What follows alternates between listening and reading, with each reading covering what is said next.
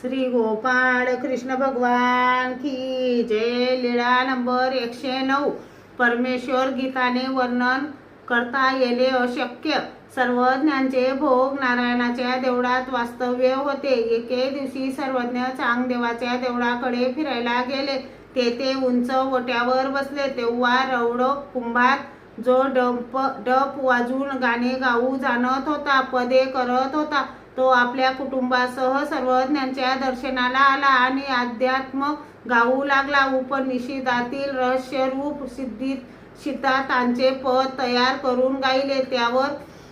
त्यावर बाईसाने विचारले, बाबा, हे असे आध्यात्मिक रस युक्त गाणे हा गात आहे, तर हे याला गाता येत आहे म्हणून हा गात आहे का? सर्वज्ञांनी सांगितले, बाई, आत्मा आणि गीती गायीजे ते कोणीची नेणे की तो कसा वर्णन करावा अशा पद्धतीने उपनिषदातील रहस्यरूप सिद्धांत जो गाईल त्याला पाप लागेल, देवतेचा शोभ होईल असे सर्वज्ञांचे उद्गार त्याने ऐकले व तो भयभीत झाला। पुरे केले। सर्वज्ञांनी त्याला 3 दाम व पानाचा विडा देवविला। नंतर तो गेला। श्री गोपाळ कृष्ण भगवान की जय।